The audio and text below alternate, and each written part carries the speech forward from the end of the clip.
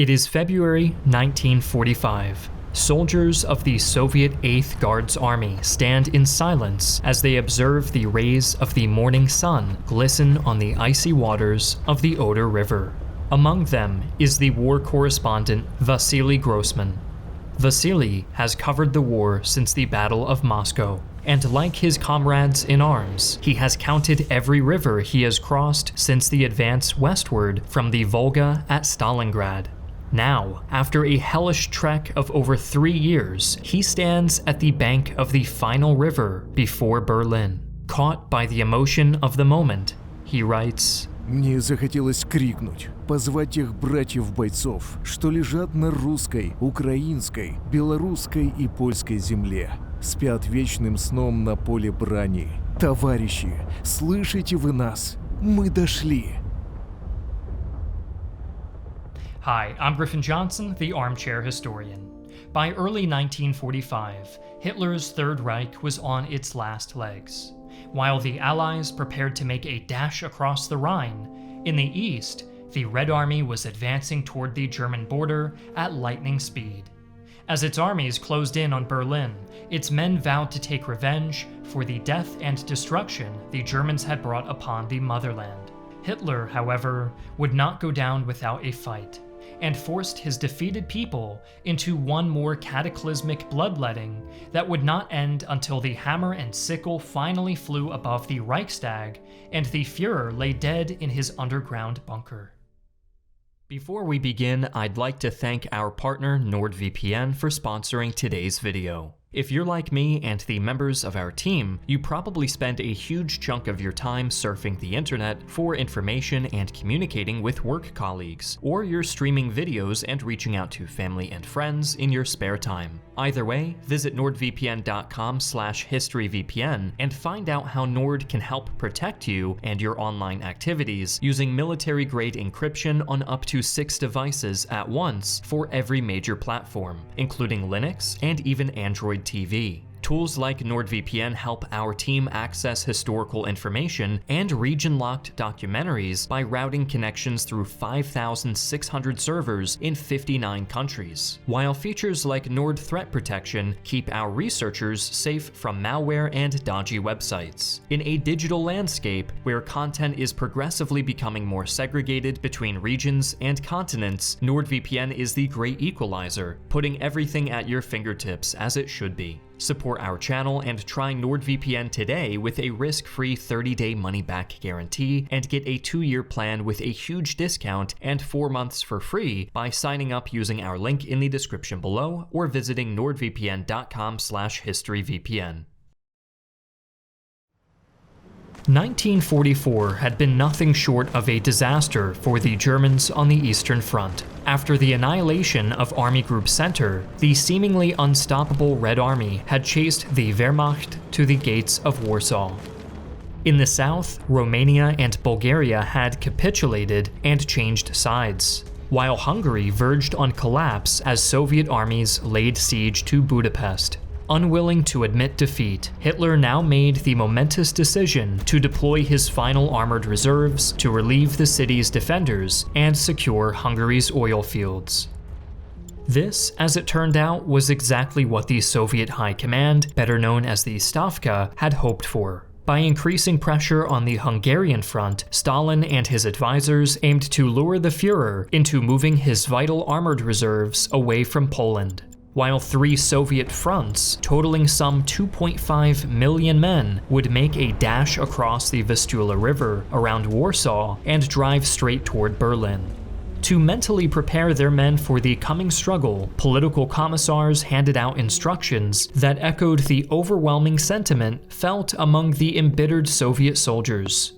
The soldier's rage in battle must be terrible. He does not merely seek to fight, he must also be the embodiment of the court of his people's justice.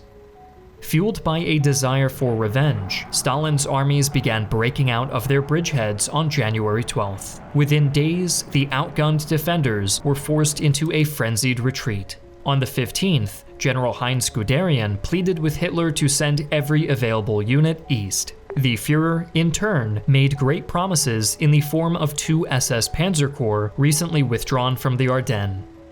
However, rather than arriving to salvage the situation in Poland, they were thrown into yet another one of Hitler's armored pipe dreams in Hungary. Lacking sufficient mobile reserves, the bulk of the ill-fated German defenders were encircled and destroyed. As the catastrophe unfolded, the Berlin radio broadcasted apocalyptic news bulletins which compared the advancing Red Army to the Mongol hordes, the Huns, and the Tartars, who were out to bring total destruction and the end of civilization. Driven by fear, a growing mass of German refugees began a long, deadly march across the icy roads leading westward in hopes of eluding the jaws of Soviet vengeance. The dreaded Red Horde, however, was moving at lightning speed, and by the end of January, its armies had advanced some 500 kilometers, or nearly 311 miles to the banks of the Oder River, just 60 kilometers, or 37 miles, from Berlin. However, the rapid advance had stretched the Red Army's logistics to their limit, and heavy resistance in East Prussia had left Marshal Georgy Zhukov's flank dangerously exposed to counterattack from German troops massing in Pomerania. As a result, the Stavka decided to halt the final assault on Berlin until the flanks were secured. By mid-April, the Red Army had reached the Oder-Neisse River line on a front that stretched from Stettin in the north to the Czech border in the south. The eyes of the world were now converging on Berlin, as Stalin's armies prepared for their final act of vengeance that would eradicate Nazi Germany once and for all. Although the Allies had promised to leave Berlin to the Red Army, the ever-paranoid Stalin still urged haste in the capture of the city. The final plan called for a 3-pronged attack on the Berlin Axis to encircle and capture the city within 12 to 15 days, then move on to meet the Allies at the Elbe River. Zhukov's first Belarusian front would be at the center of the thrust, while Marshal Ivan Konev's first Ukrainian front to the south was set to attack across the Neisse River in the direction of Potsdam and Dresden. Finally, Marshal Konstantin Rokossovsky's second Belarusian front would tie down German forces to the north in the Stettin-Schwedt sector to prevent them from reinforcing Berlin.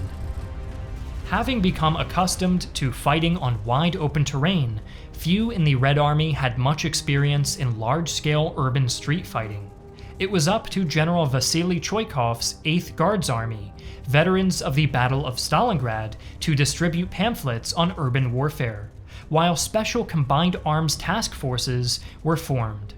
Red Army engineers, on their part, worked day and night to construct hundreds of bridges and thousands of wooden assault boats to cross the Oder and Neisse rivers.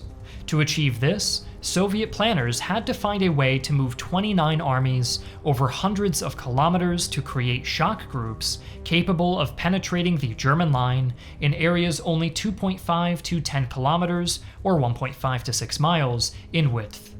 When it was all said and done, the Red Army would advance on Berlin with some 2.5 million men, 6,250 tanks and self-propelled guns, and 7,500 combat aircraft. Aiming to make the invaders bleed for every inch of German soil, the Wehrmacht constructed a series of well-entrenched defensive lines which barricaded the way into Berlin. Manning these positions were the remains of Army Group Vistula and 4th Panzer Army, as well as the Berlin garrison.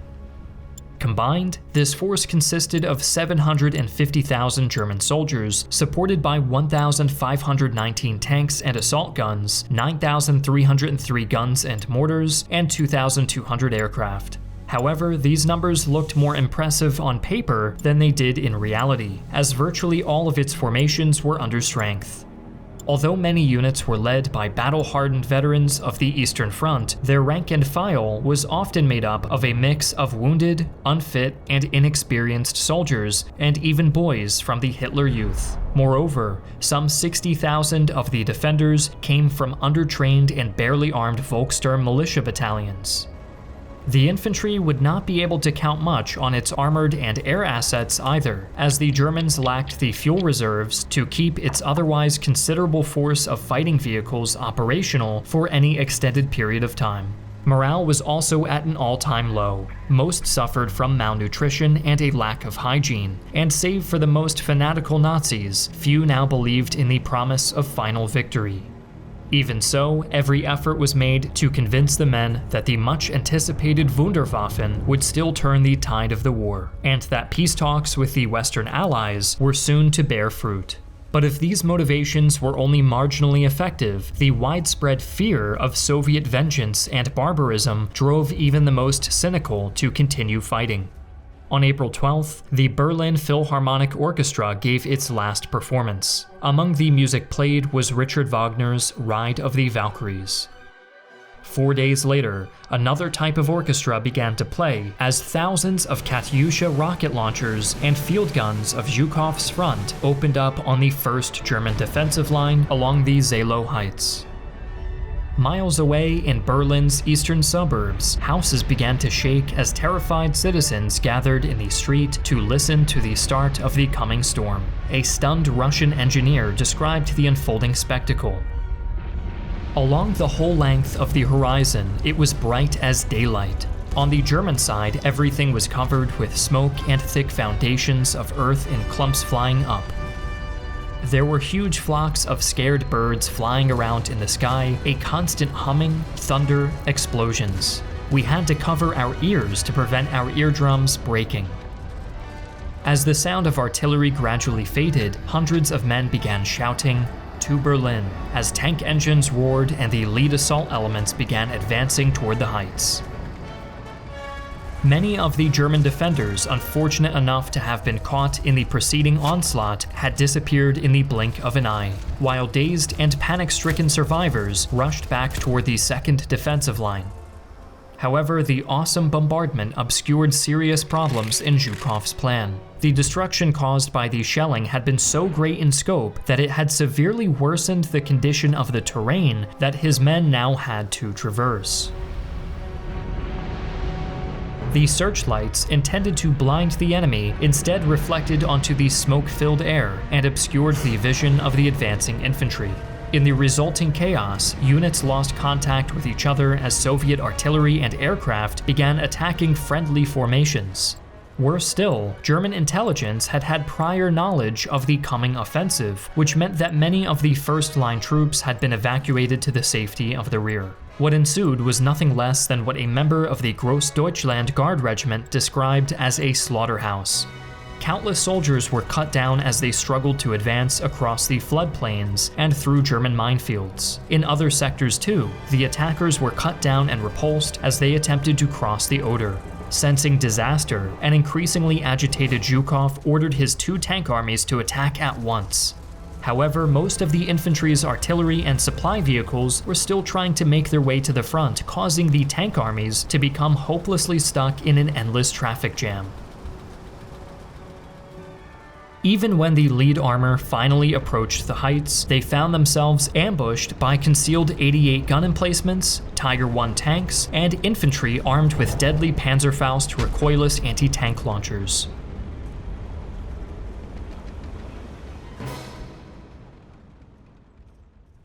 Unsurprisingly, Zhukov's decimated men had made little progress at the end of the first day, and it would take 3 more days and countless more dead before his armies finally forced their way through the final defensive line. Naturally, Stalin was infuriated, but he could rest easy in the fact that Konev's front, to the south, had seen more success. By the end of April the 18th, his tank armies were across the Spree River and were racing toward Berlin. Lacking sufficient reinforcements and ammunition, the surviving defenders in both sectors were forced into a headlong retreat. With the German defensive lines in the south and in the center broken, and with vital troops in the north still tied down in heavy fighting, the road to Berlin lay open. Lacking the supplies to keep on fighting, German morale now visibly began to collapse. Thousands of encircled men surrendered, while masses of stragglers, deserters, and refugees made their way into the doomed city. All the while, an increasingly delusional Hitler continued to demand fanatical resistance until the bitter end. On April 20th, the Führer's birthday was rudely interrupted by Soviet artillery shelling Berlin's northeastern suburbs. As its citizens fled into cellars, Zhukov and Konev's tank armies began a frantic race to the city's outskirts.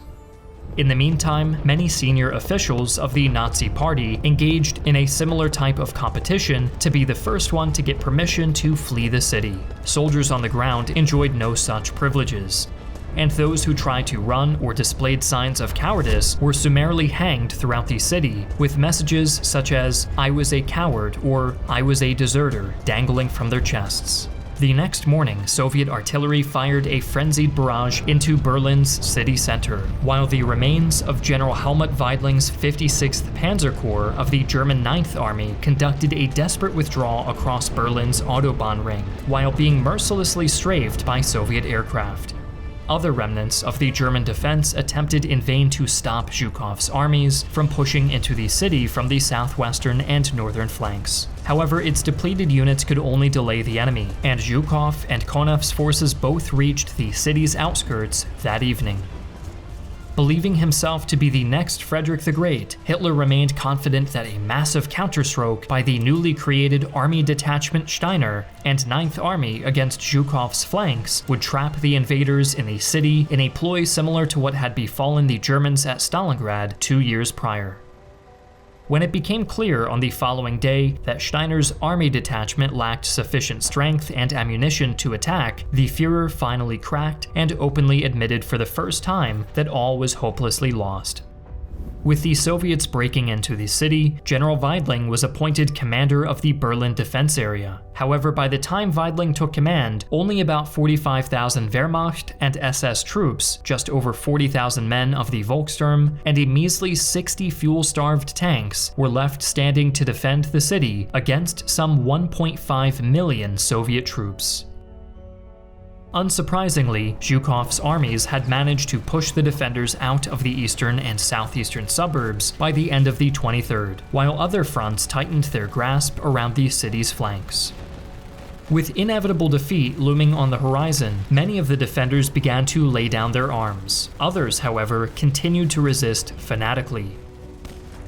At the Tempelhof airport, a mixed group of SS-led German defenders, including some 100 Hitler Youth, wreaked havoc on the attacking Soviet tanks and infantry, who had to resort to massive aerial and artillery bombardment to finally capture the airport a day later. By that time, the encirclement of Berlin had been completed. However, a manic Hitler promised Weidling that yet another massive counteroffensive by General Wenck's 12th Army in the southwest was sure to come to the rescue of the beleaguered defenders. Wenck, however, had no intention on embarking in a futile suicide mission, and instead moved to relieve encircled German troops further to the east. With no further hope of relief, Weidling urged the Führer to stage a breakout westward to join up with remnants of Army Group Vistula. Hitler, however, rejected the plan and restated his intention to fall at the head of his troops.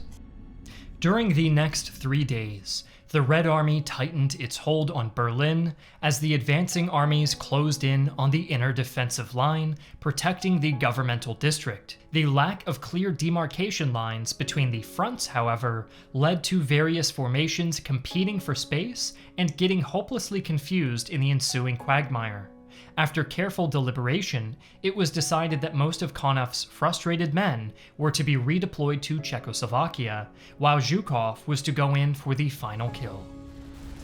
By the end of the 29th, the 8th Guards Army had blasted its way through the heavily defended Tiergarten sector, while the 3rd Shock Army had crossed the Spree over the Moltke Bridge just to the north.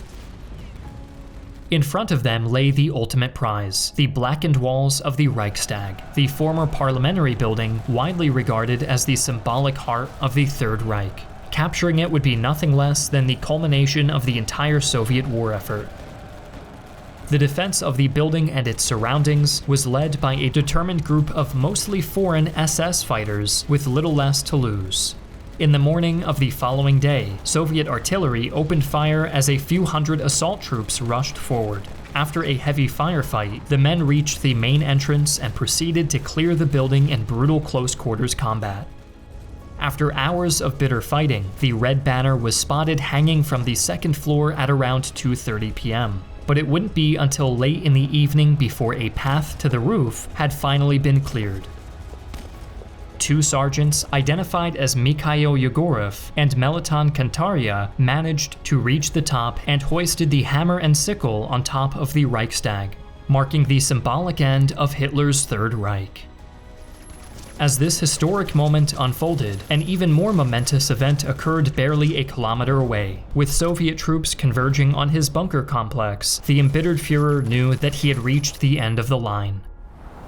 The German people had failed him and his vision of a 1,000-year Reich. After giving Weidling the go-ahead to attempt a belated breakout, the Führer said his farewells to his remaining staff, poisoned his dog Blondie, and retired to his study room to commit suicide together with his newly wedded bride Eva Braun. But Hitler's death did not put an immediate end to the fighting. The new chancellor, Joseph Goebbels, rejected Stalin's demand for an unconditional surrender of the garrison, prompting the Red Army to blast the remaining German positions until the defense was reduced to little more than a few isolated pockets. With Goebbels' subsequent suicide being announced that night, the door to peace in Berlin could finally be opened. At 6 a.m. on May 2nd, General Weidling officially ordered his remaining men to lay down their arms. When the guns finally fell silent in the afternoon, an eerie silence descended on the city, of which Choikov would later write, "The flame of World War was quenched there, whence it arose." Although fighting in Europe would continue until Germany's unconditional surrender on May 8th, the war had come to a climax at the Battle of Berlin. The capture of Germany's capital had cost the Red Army an estimated 78,000 men killed in action and over 274,000 wounded. In return, the Germans had lost some 90 to 100,000 men killed in action, as well as at least another 200,000 wounded. During their advance into Germany, the vengeful Red Army had left a trail of pillage and destruction in its wake. An estimated 95,000 to 130,000 women in Berlin alone are said to have been sexually assaulted, of which 10,000 would later commit suicide. Still, many Germans were relieved that the conflict was finally over, and that a semblance of normal human life was slowly returning under shared Allied Soviet occupation. However, the alliance between the two victors would prove short-lived, and the start of the Cold War would usher a new type of crisis in the city, which had suffered so much during the Second World War.